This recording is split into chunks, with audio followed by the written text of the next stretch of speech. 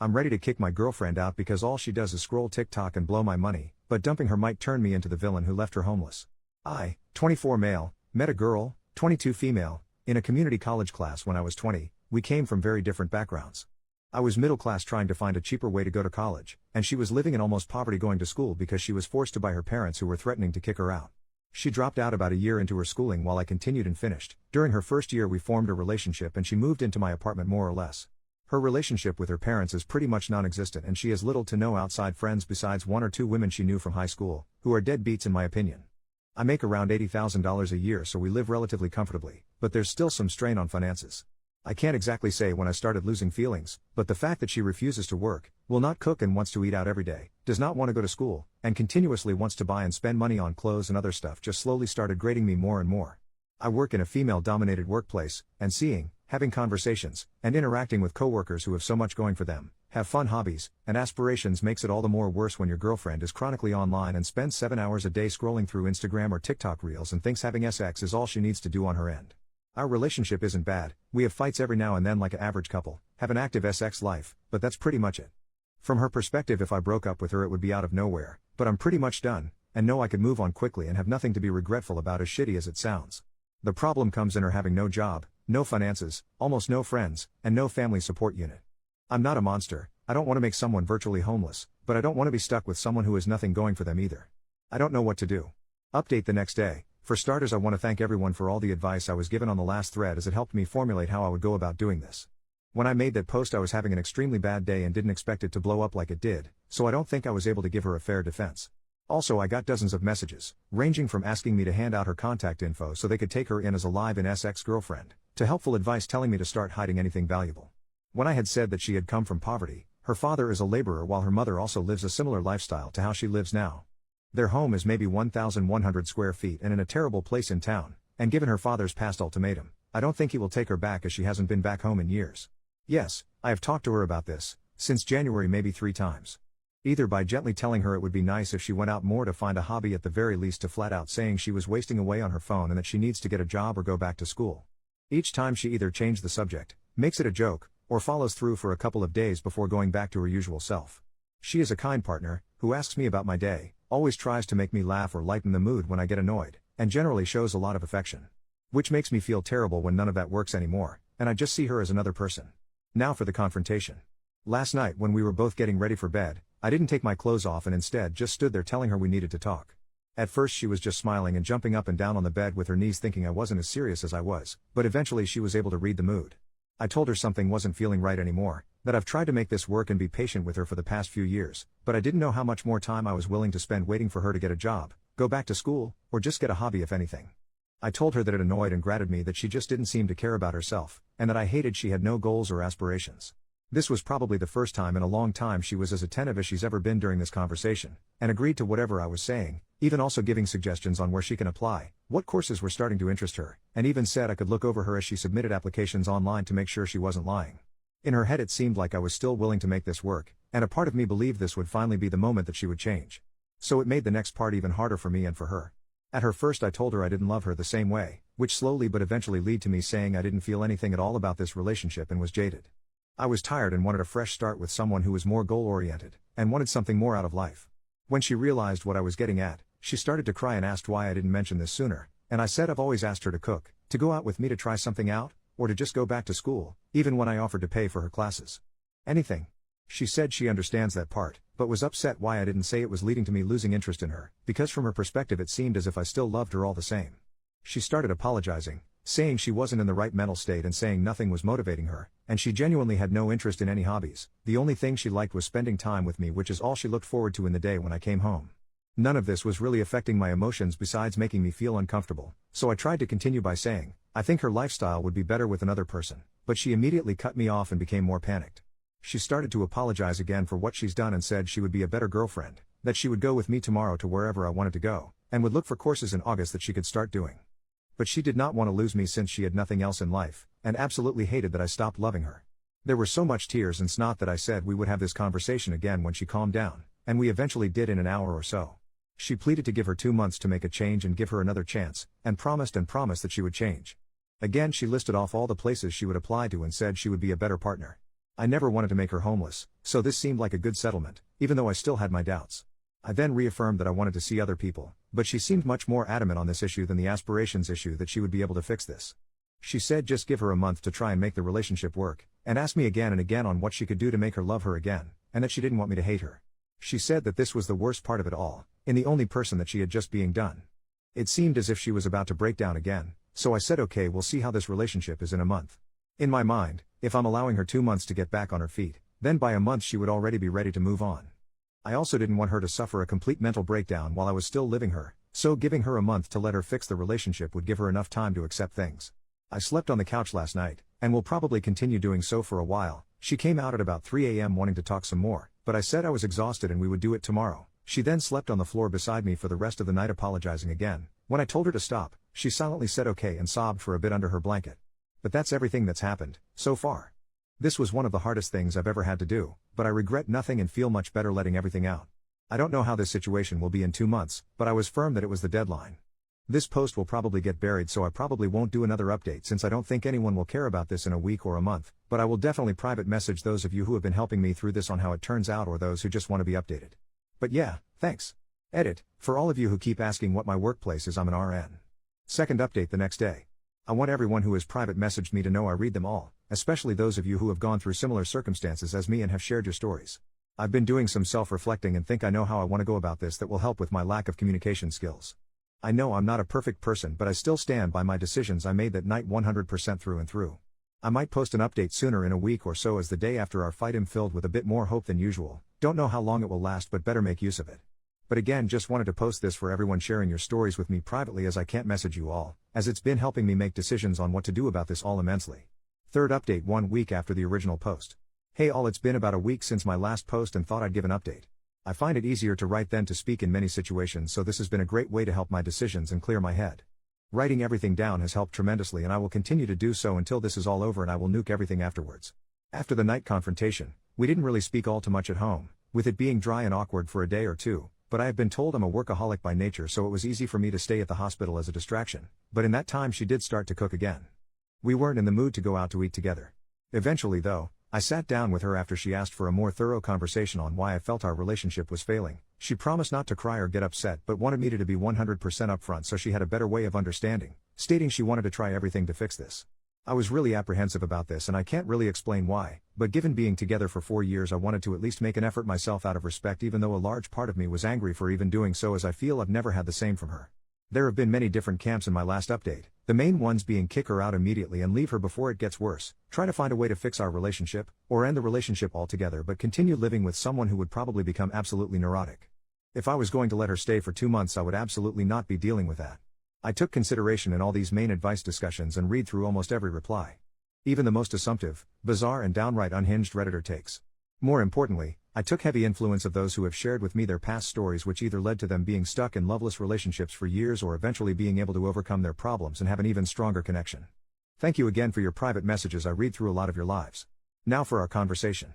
She said she saw something on TikTok where couples put a phone on a table with a timer and wanted to do something similar, for each person to air what made them upset. I said that was dumb. If we were going to talk about our problems, it would be better if there was no time limit. She eventually agreed and said I could go first, asking me first when was the time that I completely lost my love in her. As I said before, it was never one action, but a grating feeling that got worse and worse until it got to this point, and I told her that, so she then asked when was the time I felt the most angry. I said it would take some time to think for me, and she said that was fine. After a few minutes something came to mind. I couldn't formulate the right words at first, but it eventually just started to come out. I told her the worst time was when I was first starting at my hospital. To keep it short, the tempo was brutal. It was constant work with little to no downtime, as I was constantly learning new things that school would have never taught me, while being expected to be able to handle it as a professional. It was without a doubt the most stressed I've ever been, and I feel like other RNs can relate here. That year hardened the way I think now. That hard work does pay off, if you have the drive and the passion. I told her I think that was when I started losing feelings the fastest, seeing her at home doing absolutely nothing. Coming home to no food made, to her not working a job, to her not learning anything, completely stuck to the internet with nothing to show for it. I said it made me even more upset when I had given suggestions for jobs with pretty easy schedules, or to find a new interest in school that would pan out better than last time, only to be rejected at my every attempt. I told her flat out that it disgusted me. She asked me why I didn't make this a bigger issue at the time, that I should have communicated this to her, but I said there's some things that shouldn't have to be said. I should /n''t/ have to remind her to wash her ass, eat, do something other than mindlessly scrolling on her phone for hours at a day, every day. I also told her that after coming home from the hospital during more stressful days, the last thing I wanted was to spend my time begging my girlfriend to do something productive, so I held my tongue and settled as she was still nice and caring. I had no other reasons to end it, and so the resentment grew worse from then on. It was around here that I became more mean to my regret now, but I will still input it as I have everything else. I told her that when she dropped nursing, I was upset since I felt that she was more than capable of doing what I had done. But after spending more time in the relationship, and spending more time getting to know her, I knew that with the type of person she was there was no way she could have ever finished. Which is why I suggested easier and more laid-back jobs, less demanding majors for school, shit. Even if she just cooked or found an interesting hobby at that point, I would have appreciated it. Still, she chose to do nothing for years. It's just the type of person she was and why I felt done for her romantically over time. She asked me if I hated her, and I said I didn't know. I told her she was very loving and kind, but I hated how she handled her life to this point. That I felt no ill will towards her after airing everything out, but I also felt nothing else. I just felt done and ready to move on. Throughout this conversation we kept eye contact, and there were times it seems like she would break, but like she said, she remained as calm as she could while I said what I had to say. I told her I was done and she could say her piece now, but she asked if we could continue the conversation later and locked herself in our room for the rest of the day. The next day we sat down again and finished the conversation. She told me that she thinks she's depressed, saying that she didn't feel sad before that night, just had no motivation of doing anything. I had a couple of messages telling me to ask her to get tested for ADHD, but when I started bringing it up she was very adamant that is not something she felt comfortable with. I knew she didn't like needles or going to the hospital in general, but her flat out refusing to get tested for disorders when I told her it was not at all like a regular hospital visit surprised me. She asked me if she was able to change in her behaviors, would I give her another chance? I said I didn't know, as I felt nothing right now and didn't know if her doing it would bring any feeling back. Especially since it took my breaking point to do so. She asked if there was any compromise, and I told her again, if in a month I felt like there was enough reason to stay together I would, but that there was no guarantee that my feelings would return. But I would match any effort she also put out. She was frustrated by my answer, but I said that's how it would be. She gave me a piece of paper to look at that she was working on last night that had a list of hobbies and interests she wanted to look into, the two major ones being photography and cooking again. She told me that she was looking into these while also showing me her phone, giving proof that she was putting in applications on Indeed and Glassdoor for some entry-level positions that she might get hired in. I told her if she was able to show enough passion or interest in these hobbies that she showed, I would not care about her working, just anything to improve herself. But if she didn't do anything at all, then it would be best to look for a new job to help her if she moves out. I've also been asked in private messages if I have any personal friends to talk to. There's 2 female coworkers I confide some information in given how many hours we work together at our hospital, and who I completely trust as in my opinion they are extremely grounded. They both said I would eventually get love bombed and this would all go back to how it once was, and that I needed to stand firm with moving on. They've very helpful friends who have even offered to let me stay over for a few nights, giving the reason that I would fall for her manipulation if I continued being anywhere near her, in their own words. But it didn't feel right since I'm still technically in a relationship, but I said I would consider it if the situation worsened. But again, I find them grounded, so I always try to take their advice to heart. Despite numerous messages from you all privately or openly telling me that this will be a mistake, I want to make the attempt to give this one last try. Though I feel heavily closed and guarded and still feel indifferent with our current situation.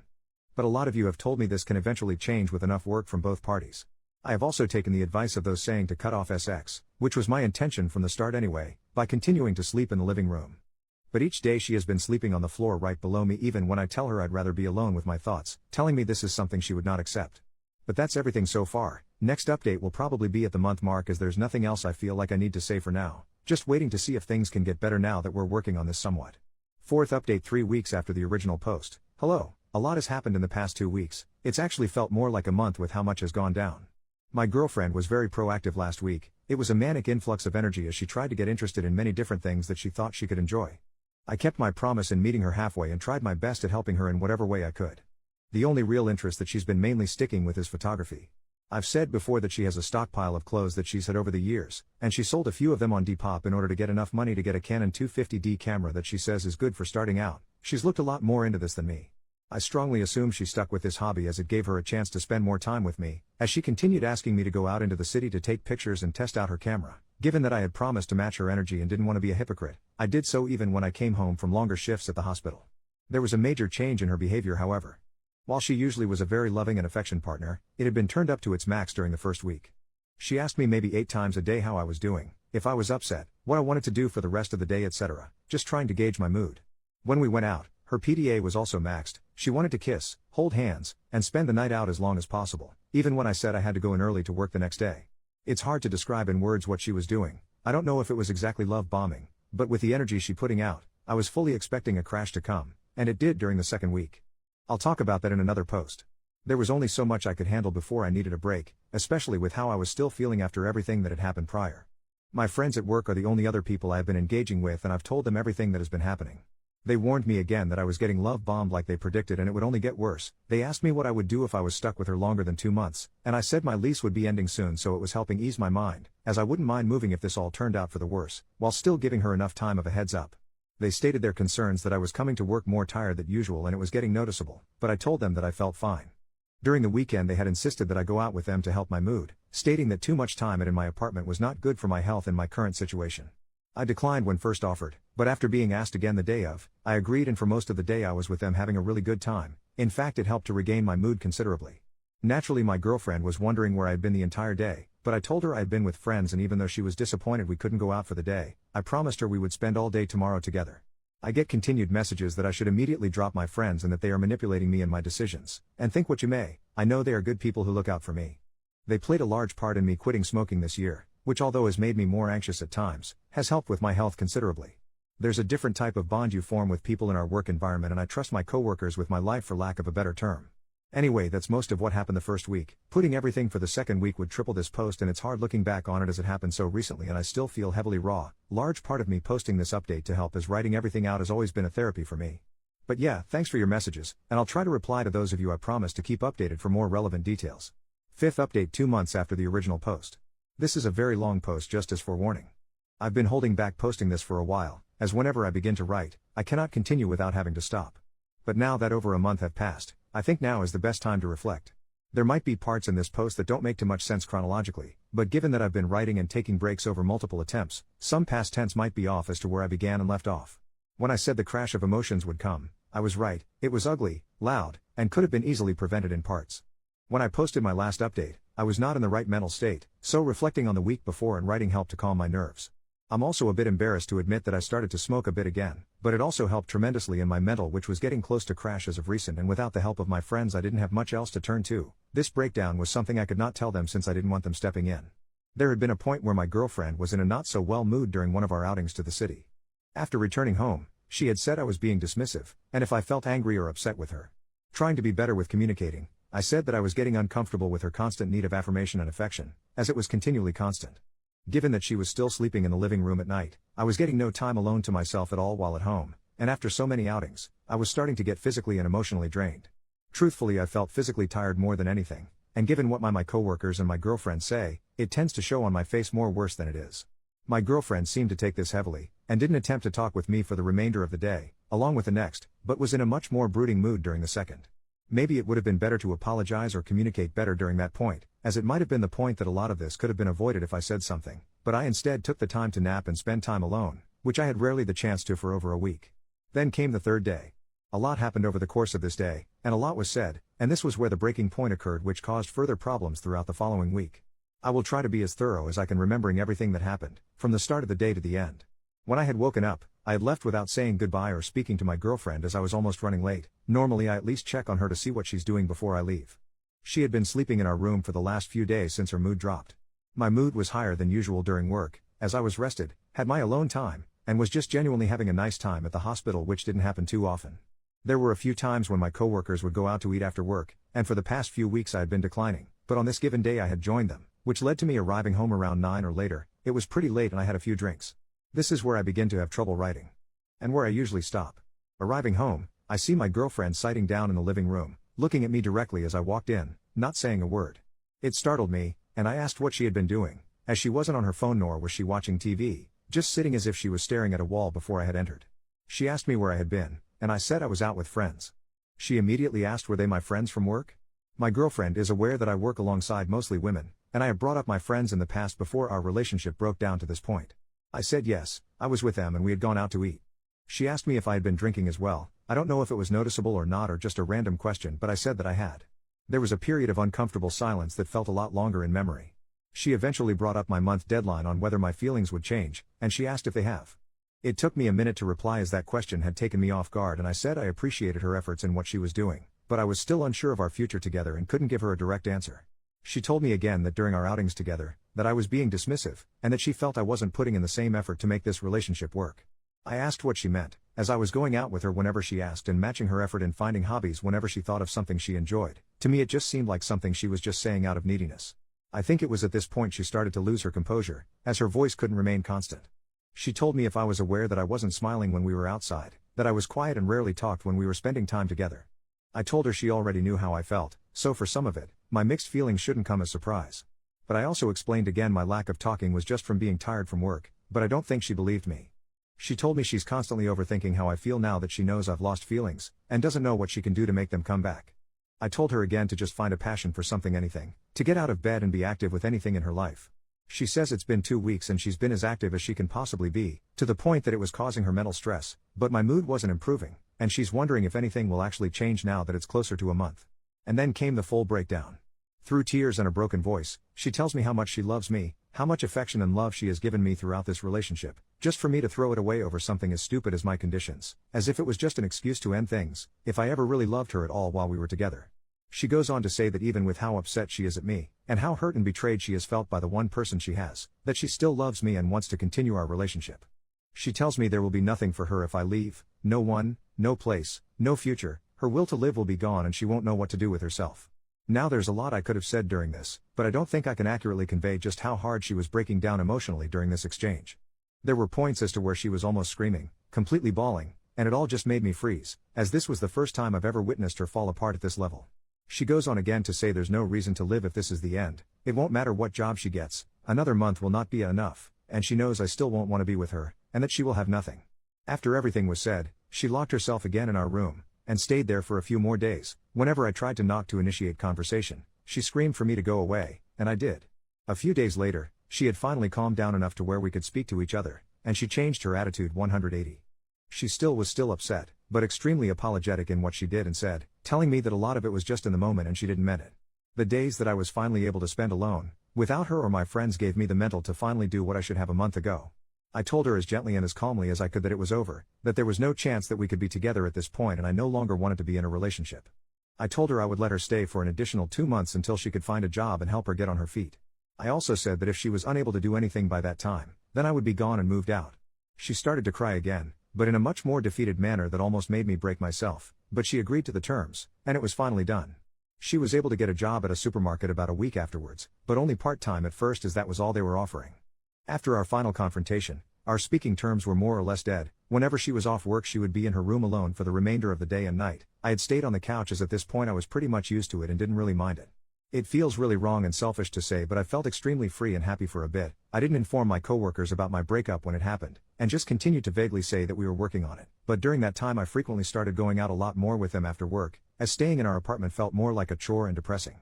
I had hit a high that I had not felt in a long while, and then everything came crashing on me the following week. I had contracted pneumonia, and was off work for about 2 weeks to recover. At first I thought I had caught a cold, but one day it hit like a brick and my lungs felt at 50% capacity. I couldn't take a deep breath without going into a fit of coughing and I constantly felt fatigued. Even now as I write this update with most of my symptoms gone I still have to use an inhaler to help myself breath at times. For most of the days that I had been sick I was sleeping, most days between 12 to 14 hours, and the time that I was awake I was lying down. When I told her what I had contracted and she saw how sick I was she offered to let me have the bedroom again, but I refused and said that I was fine. Since she was working part-time there was still a lot of time that she was spending at home, and for the first few days she left me alone. But towards the middle of the first week I was sick she started to occasionally check on me to see if I was okay and if I wanted anything to eat. Honestly I hated that me being sick forced us to interact, not because I was mad or anything, but because it felt incredibly weird and awkward, and that I had to depend on her now for a few things not even a week after we had broken up. I didn't feel well enough to get groceries like I normally did, and since she already worked at a supermarket she insisted that she buy food instead, and when I gave her my card she refused it and said she would buy it herself. For the most part I was snacking on fruit and cookies, but she said if I was going to get better that I eat actual meals, so she began to cook for me even when I said I didn't want anything. Even with this, we didn't eat together for the first week as she went back to her room after checking on me. But during the start of the second week of me being home, she started to sit down with me while I was awake and talk with me. She told me about her day at work and her coworkers, and a bunch of other stuff. It felt like a lot of it were things she wanted to tell me earlier but couldn't because everything was still raw. But when she started to talk, she didn't stop, and honestly, I enjoyed listening to her talk about her day because it felt different. It went from talking to us watching TV together during nights that I couldn't fall asleep to us just talking about our issues that we've been holding to ourselves for a while. It was extremely cathartic, and there was no yelling or arguing, just listening. It felt a way that we hadn't talked in a long time, not since from before we got together years ago when we're friends and classmates. Sometime during the second week I had hit a point where I felt extremely ill and I didn't want to talk or do anything, but I couldn't sleep either because I kept on coughing. She didn't go to work that day and stayed beside me for a long while. We didn't talk at all, but she made sure I was still eating and drinking water. There's a lot then can be said on how those 2 weeks made me feel about my situation with her and everything that had happened, but I can't convey them in words, much less writing, but I'll just say it was a lot of time to think. Since I've recovered, I had been trying to make a bigger effort to talk with her, but at the same time not trying to make it feel forced as it may have felt a month ago. Just random conversations about random things, about how her photos were going, how work was doing, if she liked her boss, just whatever. She spent less time in her room and more time in the living room with me when I had gotten home, just talking about her day and work, customers and coworkers, and in turn I told her about my day. Gradually within these weeks it feels as if the transition of being in relationship to being friends is a lot more apparent, and it feels better and more organic this way as it's become easier to communicate. Even still though, there's a barrier between us, something that formed from our final argument, and it's hard to describe exactly what it is, but it's there. The deadline that I had formed for me moving out is at the end of October, as that's when my lease ends. I'll post another update around that time. This post has turned a lot longer than I thought, but it's nice looking back on everything and seeing how our situation has been changing for the better. If you're still around reading this, thanks for the continued messages regarding my situation. Sorry if I couldn't reply in the meantime.